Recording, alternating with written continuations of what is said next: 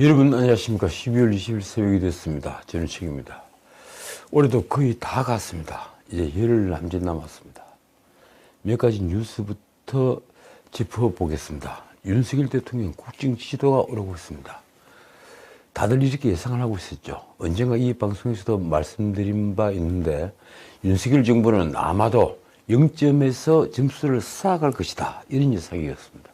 100점에서 깎아 먹는 것이 아니고 말입니다. 윤석열은 지난 대선에서 보수의 대안으로 등장했으니 적은 정말 많습니다. 그런데 열렬 지지층은 적기 때문입니다. 어쨌든 리얼미터가 12일부터 16일까지 5일간 조사한 결과 윤 대통령 지지율은 41.1%. 이 수치는 지난주 대비 2.7%포인트가 상승한 것이며 5개월 만에 40%대를 회복한 것입니다. 반면 국정수행 부정평가는 56.8%, 여전히 높습니다. 그런데 2.0%포인트가 하락했습니다. 그런데 하나 분명한 것은 윤석열 정부에 극단적으로 반대하는 진보 좌파 세력들도 지금까지 저항을 멈추지 않는다는 것입니다. 취임한 지 얼마 됐다고 탄핵을 한다, 그리고 퇴진해라, 이런 요구가 매주말 길거리에 나오고 있습니다. 지난 주말에도 김건희 특검과 그리고 윤석열 퇴진을 외치는 촛불행동이라는 단체가 벌인 도심 촛불 집회는 어김없이 열렸습니다. 심지어 그 집회에는 민주당 지도부인 장경태 최고위원도 참석했습니다.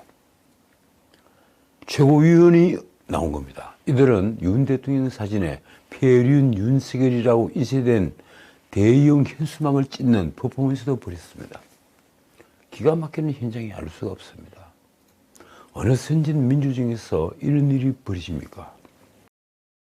자, 국민의힘이 19일 내년 3월 초 전당대회에서 당대표를 선출하는 경선 룰을 바꾸기로 했습니다. 당원 투표 70%, 국민 여론조사 30% 이렇게 되어 있죠. 그런 기존 방식을 100% 당원 투표로 바꾸는 내용입니다. 과반수 득표자가 없는 경우에 결선 투표 제도도 도입하기로 했습니다. 솔직히 저는 다른 방송에서 당대표는 민주적인 제도는 아니지만 만약 당대표를 뽑는다면 공직 후보자 공천과는 달리 100% 당원 투표로 해야 한다는 의견을 말한 바 있습니다. 정당이라는 것은 정책과 이념으로 뭉쳐서 정권을 획득하기 위한 결사체이니 말입니다. 국민의힘은 19일 비상대책위원회를 열고 당대표 및 최고위원 선출 규정 개정안을 의결했습니다. 개정안은 상임 전국위원회와 그리고 전국위원회를 거쳐 이르면 이번 주말 최종 확정됩니다. 비대위원장 정진석이 모처럼 입바른 소리를 했더군요. 정당은 이념과 철학을 같이 하는 사람들이 정권 획득을 위해 모인 집합체다. 그러니 이념과 철학, 목표와 같은 당원들이 당대표를 뽑아야 하는 것이라는 말입니다. 문제는 대표성을 제고한다는 취지로 도입된 결선투표제입니다. 이 결선투표제 도입으로 친윤 후보가 난립하더라도 비윤 후보가 최종적으로 선출될 가능성은 현격히 줄어들었습니다. 여전히 친윤은 많고 비윤은 적으니 결국 결선투표로 올라가면 친윤이 당선될 가능성은 아주 높아지는 것입니다.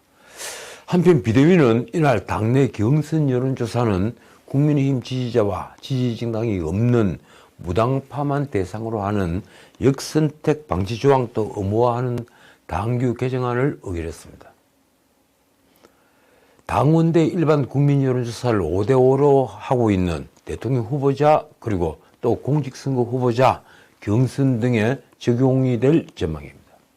어떻든 전당대회를 2달여 앞둔 시점에서 경선 규칙 개정에 반대를 해온 유승민, 안철수 이런 분들이 반발할 것은 뻔합니다. 축구를 하다가 골대 옮기면 안 된다고 했는데 결국 오늘 골대를 옮겼다. 이 말은 바로 유승민의 말입니다. 그는 이 말에 앞서 윤핵관과 당 지도부가 18년 동안 해오던 현재 룰을 하루아침에 바꾸려는 이유는 저를 죽이려고 하는 것이라며 이렇게 말했습니다. 대통령께서 이런 식으로 개입하는 건 맞지 않는다. 명백한 불법이다. 쉽게 말하면 당심으로 당대표를 뽑는다는 게 바로 윤석열 대통령의 의견이라는 것입니다. 그러자 윤핵관 권성동의 말이 이렇습니다. 대통령을 향한 악의적인 왜곡이다. 당대표 뽑는 게 골목대장이나 친목회장 선거가 아니지 않나. 이 말은 또 누가 했을까요? 안철수가 라디오에 나가서 한 말입니다. 그러면서 그는 또 이렇게 말했습니다. 18년 동안 유지한 이유가 있는데 자칫하다가는 국민들 여론이 악화되고 대통령께도 부담이 될 수 있을까? 그게 좀 우려된다. 그러면서 개인의 유불리 때문이 아니라는 것은 데이터를 보면 아실 것이라며 누가 나와도 이길 자신이 있다고 덧붙였습니다. 아마 안철수가 대표가 되면 우리 정치사에 획기적인 사건이 될 겁니다. 정반대의 정당에서 대표를 하다가 다시 정반대의 정당으로 와서 선거로서 대표가 되리 말입니다. 안철수는 이 방송에서 아주 재밌는 말도 했습니다. 그는 당에서 오래 몸을 담으신 분이 당대표가 되면 국민은 그 당이 변했다고 생각 못할 것이라며 이렇게 말을 한 것입니다. 지지 기반이 약하다고 하는 게 다른 표현으로 보면 제가 공천할 때 챙겨야 할 사람이 없다는 뜻이기도 하다. 이게 무슨 말일까요? 말하자면 자신이 당권을 잡아야 국민의 힘이 바뀐 것으로 국민이 볼 것이고 그리고 공천 쇄신이 있을 것이라는 말입니다. 어쨌든 지금 국민의힘은 오로지 2월 말에 있을 전당대회에 설리했습니다. 차기 당대표는 무엇보다도 총선 공천권을 장악할 것이므로 지금 현역 의원들과 그리고 정치지망생들의 운명은 물론 멀리 보면 차기 구도와도 연결되어 있기 때문입니다. 그러자 차기 당대표를 두고 온갖 설이 난무하고 있습니다. 그만큼 나라를 구할 인재가 눈에 띄지 않는다고 할까요? 그러자 심지어 언론에는 홍준표 당대표 시나리오가 거론됐습니다. 누가 무슨 목적으로 띄운 애드벌룬일까요? 홍준표 대구시장이 차기 국민의힘 대표를 맡아야 한다는 이야기입니다. 이제 대구시장 임기 5개월을 막 지난 홍준표가 시장직을 던지고 당대표에 도전할 가능성은 전혀 없습니다. 그런데도 이런 말이 나오는 것은 총선은 수도권 싸움인데 수도권 싸움에 충분한 경쟁력을 가진 정치인이 국민의힘에는 보이지 않는다는 것입니다. 더욱이 MZ세대에 보수 바람을 일으킬 사람도 없다는 것입니다. 원내대표 주호영이 지난 12월 3일 대구 토론회에서 자기 당대표 요건에 대해 한 말이 이렇습니다. 지역구 의석의 절반이 수도권인 만큼 수도권에서 대체가 되는 대표여야 한다. MZ세대에게 인기 있는 대표여야 하고 공천에서 휘둘리지 않고 안정적으로 공천을 해야 한다. 빙고. 바로 그것이 정답입니다. 그런데 그런 이가 현실적으로 없습니다. 주호영의 말이 당시 언론을 탔습니다. 총선에서 이길 수 있는 확신 있는 사람이 안 보인다는 게 당원들의 고민이다. 당시 주호영의 이런 발언 직후에 한동훈 당대표 차출설까지 나왔습니다. 어쨌든 윤 대통령이든 국민의힘이든 2030 더하기 수도권, 바로 이 2030 더하기 수도권의 민심은 안정적인 정치를 할 수 있는 알파요 오메가입니다. 차기 총선의 승부가 여기서 갈리는 것도 분명합니다. 그런데 민주당도 그렇지만 국민의힘 역시 2030과 수도권의 민심을 얻고 있는 정치인은 눈을 씻고 봐도 보이지 않습니다. 그만큼 정치가면서 미래 세대에게 희망이 되어주는 정치인이 없다는 것입니다. 자, 이제 다른 얘기 하겠습니다.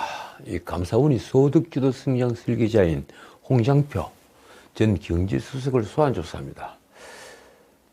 홍장표 전 부경대 교수, 전 경제수석, 전 KDI 원장, 어느 것이 더 익숙할까요? 아무래도 경제수석이겠죠. 문재인 정부의 주요 국가통계 조작 정황을 조사 중인 감사원이 소주성을 위해 통계를 조작한 혐의로 칼끝을 홍장표에게 겨눈 것입니다. 통계 조작은 다들 아시겠지만 국가를 흔드는 아주 중요한 범죄입니다. 제가 언젠가 말씀드렸지만 우리나라 통계는 정말 새겨봐야 할 게 한둘이 아닙니다. 경제 통계만 하더라도 한국은행, 기재부, 그리고 국세청, 그리고 민간경제연구소에서 내놓은 통계들이 모두 다 다릅니다. 제가 가장 신뢰하는 것은 한국은행 통계입니다. 어쨌든 최근 감사원은 전 통계청장 황수경과 강신욱을 불러 조사했습니다. 그런 감사원이 이제 홍장표를 부른다는 것입니다. 무슨 일인지 알면 아주 재밌습니다. 2018년 5월 청와대는 통계청장을 사실상 경질했습니다. 문재인 정부 초대 통계청장인 황수경은 취임 13개월 만인 2018년 8월 소득주도 성장 이후 소득 분배 지표가 더 나빠졌다는 통계청 발표를 냈습니다. 이 발표 엄청난 관심을 끌었습니다. 아주 난리가 났죠. 그리고 이 이후에 한국보건사회연구원 선임연구원인 강신욱으로 통계청장이 교체됐습니다. 사실상 경질된 겁니다. 강신욱은 통계청장으로 발탁되기 전에 소득주도 성장을 옹호하는 통계 분석 보고서를 내놓았고 홍장표는 이 보고서를 아주 잘 활용했습니다. 그런데 강신욱은 좋은 통계로서 봉사한다는 말까지 했죠. 솔직히 말하면 참 문제 있는 발언이었습니다. 황수경은 최근 감사원 조사에서 당시 통계 분석과 관련해 청와대의 압박이 있었지만 거부했다는 취지로 진술한 바이네. 강신욱은 부당한 지시나 개입은 없었다고 말했습니다. 글쎄요, 과연 강신욱의 말이 진실일까요? 저는 아니라고 봅니다. 어떻든 감사원은 2018년 5월 당시 강신욱이 소득주도 성장을 옹호하는 통계분석 보고서를 내놓은 것에 당시 청와대 차원의 개입이 있었는지를 들여다보고 있습니다. 개입이 있었겠죠. 아니면 일방적인 아부였습니까? 9월 말부터 진행 중인 국가통계 등 관련 감사 결과는 당초 12월 16일까지 끝내기로 예정이 됐는데 그 감사가 연장됐습니다. 국민의힘은 문재인 정부 통계 조작 의혹 등에 대해 국정농단이라며 공세 수위를 높였습니다. 만약에 이게 국정농단이라면 어쩌면 문재인까지 책임을 져야 할 문제가 될 겁니다. 수석대변인 박정환은 18일 이런 논평을 냈습니다.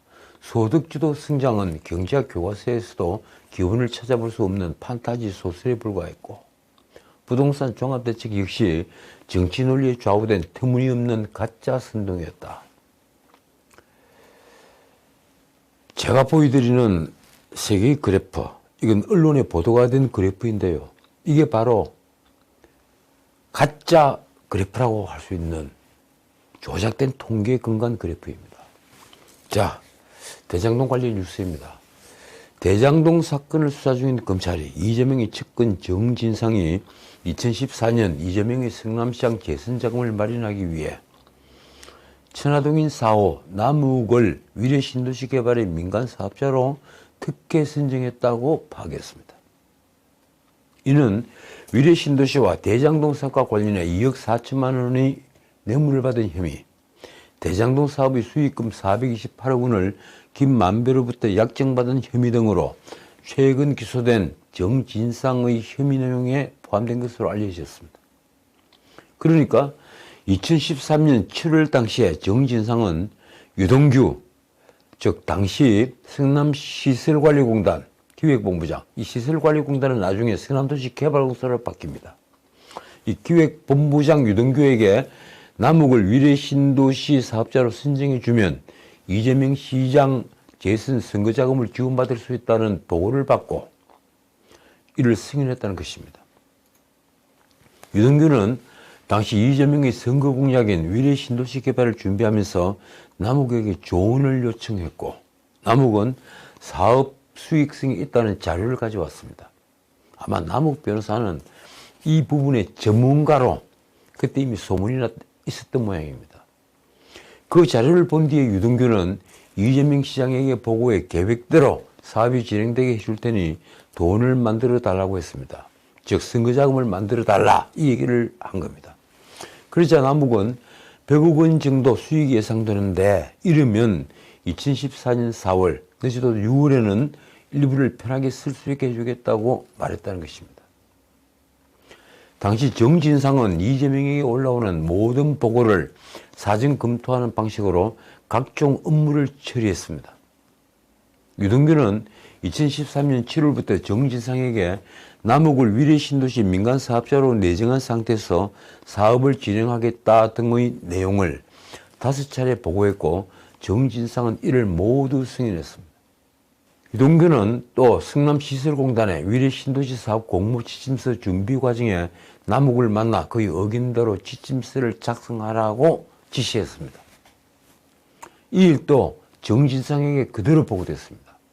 남욱은 2013년 12월 위례신도시 사업자로 최종 선정됐습니다. 모두 다 짜고 친 고스톱인 것입니다. 재선 선거자금 제공을 약속했던 남욱은 이후에 2014년 4월부터 6월까지 김만배를 통해 유동규에게 수억 원을 건넸고 그 돈은 정진상에게까지 그대로 전달이 됐습니다. 그 돈은 남욱이 위례신도시 시공사로 선정된 호방건설을 통해 마련했습니다. A증권사가 남욱에게 360억 원을 대출해주고 여기에 호반건설이 연대보증을 서주기로 3자 합의가 이루어졌습니다. 그러면서 남욱이 위례신도시 사업자로 선정되면 호반건설에 아파트 시공 사업권을 준다는 이변 합의서를 작성했습니다. 이후에 남욱은 호반건설의 분양대행업자 이기승에게 위례신도시 분양대행 용역을 맡기고 그 대가를 부풀려서 지급해 달라고 요구하고 그에게 마련된 20억 원대 비자금의 일부가 2014년 4월부터 6월까지 이재명 재선 선거자금 명목으로 정진상에게로 흘러들어갔다는 것입니다. 결국 검찰은 정진상이 2013년부터 2018년까지 위례신도시 사업 타당성 평가보고서 그리고 공모지침서 등 성남시의 비밀을 남욱에게 흘려 사업자로 선정되게 하고 호반건설이 시공자가 되도록 해서 이들에게 210억 원의 개발 수익을 몰아준 혐의에 대해 부패방지법 위반도 적용했습니다. 위례신도시 자체가 하나의 거대한 범죄였던 것입니다. 그리고 그 범죄 수익은 210억 원입니다. 법원이 이를 인정할 경우에 7년 이하 징역으로 처벌하는 것은 물론 이 개발 수익은 몰수 추징됩니다. 정진상의 공소장에 5가지 혐의가 명시됐습니다. 이 정진상이 428억 원의 뇌물을 약속받은 대가로 화천대유에 대장동 5개의 블록 아파트 분양 사업을 몰아주고 그리고 용적률 및 임대주택 비율 조정 등 각종 특혜를 제공했다고 검찰이 공소장에 적시했습니다. 정진상은 당시 성남시 정책비서관으로 성남시장이던 이재명과 함께 해당 내용이 있는 대장동 개발 계획을 결재했습니다. 그러니까 대장동 개발 계획 결재 라인에 정진상이 앞에 있고 뒤에 이재명이 있는 겁니다. 당연히 검찰은 이제 이재명의 배임 등 혐의에 대한 수사를 본격화할 것으로 보입니다. 언론이 보도한 바를 보면 정진상이 화천대유 김만배로부터 428억 원의 뇌물을 약속받은 대가로 제공을 한 총 5가지 특혜로 공소장에 적시된 것은 다음과 같습니다.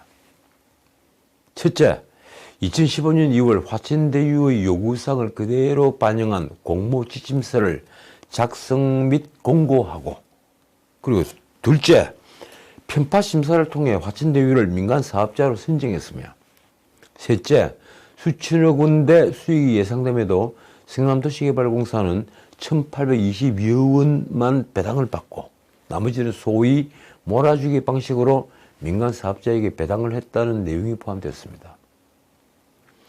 또 네 번째, 정진상은 화천대유가 대장동 부지 5개 블록을 수의계약 방식으로 받아가서 아파트 분양 사업을 독식하도록 하고 다섯 번째, 민간 사업자 이익 극대화를 위한 용적률 상향 및 임대주택 용지 비율 축소 요청을 승인했다는 내용도 공소장에 그대로 적시됐습니다. 뒤에 말한 네 번째, 다섯 번째 이 두 가지 특혜는 앞서 정진상의 구속영장 청구서 및 대장동 일당의 공소장에 포함되지 않았던 내용입니다.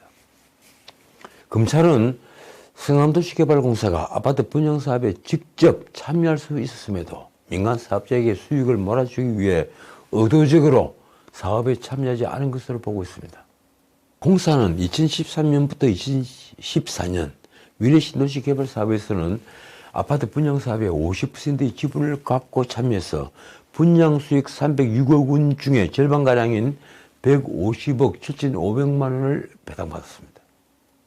반면 대장동 사업에서는 대장동 부지 15개 블록 중에 5개의 블록을 화천대유가 직접 분양해서 3천억 원이 넘는 수익을 독차지했습니다. 이는 화천대유와 그 관계사들이 받아간 배당금 4,040억 원과는 전혀 별개의 수익입니다. 검찰은 또 정진상이 2016년 11월 유동규로부터 용적률 상향과 임대주택 용지 비율 축소 등을 요청받고 이를 모두 승낙했다고 공소장에 적시했습니다. 이후에 대장동 부지의 용적률은 180%에서 15%포인트가 상향된 195%로 올라갔고, 이에 따라 가구수도 기존 5,089채에서 5,268채로 179채가 증가했습니다. 대장동 부지 임대주택 비중은 2015년 15.29%에서 2016년 6.72%로 줄어들었습니다. 임대주택 대신에 일반 분양을 늘린 겁니다. 이런 내용이 담긴 개발계획 변경안은 정진상과 이재명이 그대로 결재했습니다. 그런데도 정진상은 428억 원을 약속받고 특혜를 제공한 사실이 없다고 주장합니다. 정진상은 지난달 낸 입장문에 이렇게 썼습니다. 그 어떤 부정한 돈도 받은 일이 없고 부정한 결탁을 도모한 사실도 없다. 428억 약정설도 허구 주장일 뿐 전혀 사실무근이다. 그러나 검찰은 정진상이 지난해 2월 천화동인 1호 차명 지분 몫으로 428억 원을 지급하겠다는 김만배의 제안을 수용했다고 보고 있습니다. 김만배는 2015년 유동규를 통해 정진상에게 내 지분을 늘리고 그 안에 이재명 시장 측 지분을 숨겨뒀다. 결국 이 지분에 상응하는 금액이 확정되면 그만큼 주겠다는 입장을 김만배가 그대로 지녔습니다. 이후에 지난해 2월 구체적인 액수가 확정이 됐습니다. 그게 바로 482억인 겁니다. 검찰은 공소장에서 이재명이 참여하는 민주당 대선 경선을 앞둔 정진상이 제안을 수용했다고 밝혔습니다. 언론 보도를 보면 검찰은 정진상 공소장에 이재명을 무려 81번이나 거론했습니다. 자, 묻겠습니다. 이러고도 이재명이 배임에서 벗어난다면 어느 누가 납득하겠습니까? 한편 경찰은 백인동 개발사업 의혹과 관련해 유동규를 최근 불러 조사했습니다. 경기남부경찰청은 10일 유동규를 피의자 신분으로 불러 그가 공사기획본부장이었던 2016년 7월경에 백인동 사업 참여를 포기하도록 실무진에게 지시한 경위와 이 과정에 당시 성남시장이었던 이재명이 관여했는지를 조사했습니다. 유동규는 당초 민관 합동개발로 추진됐던 백인동 사업에 공사가 참여하지 않도록 해서 최소 314억 원의 손해를 끼친 혐의, 그러니까 배임 혐의를 받고 있습니다. 이 314억 원밖에 안 되는 이유는 당시에는 백인동 아파트가 거의 모두 임대아파트로 사용될 것이다. 이렇게 예정되어 있었기 때문입니다. 자, 다른 얘기 또 하겠습니다. 이 민주당 노웅래는 15일 의총 신상 발언에서도 결백을 강조했다고 합니다. 참 대단합니다. 집에 현금 뭉치 3억 원을 두고 있는 사람이 결백을 강조했다. 노웅래는 사업가로부터 6천만 원 뇌물을 받은 혐의로 검찰이 구속영장을 청구를 했습니다. 그래서 그 체포동의안을 두고 민주당이 지금 딜레마에 빠져 있습니다. 체포동의안을 부결시키면 소속 의원이 비리를 옹호한다는 방탄 비판을 피할 수가 없습니다. 그런데 가결을 한다면 어떻게 될까요? 멀지 않아 또 하나 올 체포동의안, 바로 이재명 체포동의안이 왔을 때 대처가 모호해질 수 있었습니다. 이른바 이진건 게이트로 인한 의원들이 추가 기소 여지도 여러 의원들을 고민에 빠지게 했습니다. 소문나기로는 꽤 많이 있더군요. 참 입에 올리기에도 부끄러운 모습입니다. 자, 오늘은 여기까지입니다. 문재인이 부린 풍산개, 고미와 송강이가 한 달 입원 및 치료비로 1,110만 6,540원이 들었습니다. 풍산개들은 건강검진 결과 중이염, 방광염, 그리고 결석이 발견됐다고 합니다. 정말 병든 쪽은 누구일까요? 사람을 오래 관찰할수록 내가 키우는 개를 더욱더 사랑하게 된다. 제가 자주 쓰는 말이죠. 브레이즈 파스칼의 말입니다. 지금까지 전은식이었습니다.